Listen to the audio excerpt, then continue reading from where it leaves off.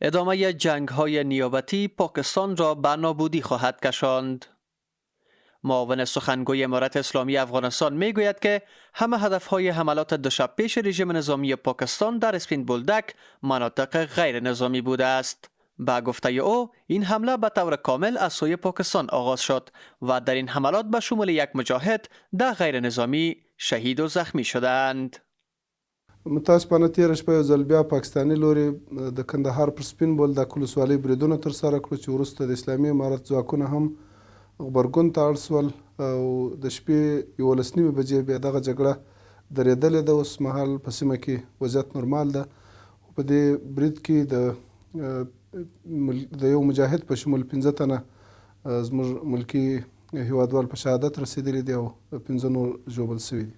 از سوی دیگر کارشناسان سیاسی هشدار می‌دهند که ادامه جنگ‌های نیابتی پاکستان را تا مرز نابودی خواهد کشاند. که چیرته دغه پروژې دا رنګ پروژې واخیستل شي دا به د دوی د ورکې سبب وګرځي، د دوی تجزیې سبب وګرځي، د دوی هغه لکه څنګه چې بنگلاديش ورڅخه جدا شو همدارنګه به پښتونستان ورڅخه جدا کی، همدارنګه به دغه بلیلې ورڅخه ځي، همدارنګه به د نور کوم پارټي چې د هر یو په ځان ځان توي او بل اخره بیا به د غیر ټولول ډیر ستونزمن وي.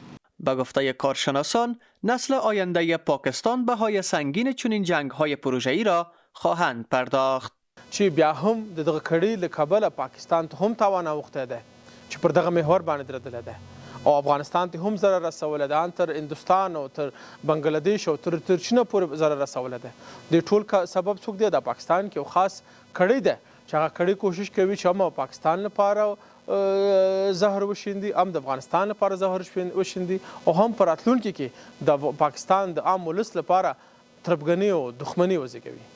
کارشناسان می‌افزایند که پاکستان برای ادامه حملات بر افغان‌ها باید یک بار دیگر به تاریخ مراجعه کند. تاریخ وګوري مونږ د ګریټ بریتانیا یعنی بریتانیا بزرګ شي ورته ویلي، هغوی ویل چې بریتانیا کې لمر نه ډوبېږي. افغانستان کې شکست خوړلو اوس بریتانیا څخه لندن جوړ دی. شوروي اتحادیه به ویل چې په شوروي اتحادیه کې لمر نه ډوبېږي، اوس یو عادي روسیه ترې جوړه ده. همداسې امریکا ته ګوره، بیا خو پاکستان ډېر وړوکی مملکت دی، د پاکستان ډېر وړوکی فوج دی، د پاکستان رژیم سره حتی عامولس هم نه دی ولاړ، یعنی یو وړه اداره بیا د افغانستان د عامولس پر مخې هیڅ هم نه ده، ځکه چې د افغانستان په دغه لار کې بیا د پاکستان عامولس هم د افغانستان تر څنګ ولاړ دی چې هو دا جابر دا ظالم ریاست په خپله په داخل د پاکستان کې هم پر خپل عام ولس باندې جبر کړی دی، وهلې کړي، ډبولې کړي، اختطاف یې کړی، مرګ یې کړی، قتل یې کړی دی، انتحار یې کړی. د دې شاهد او ثبوت خپله پاکستانیانو سره هم شتون لري.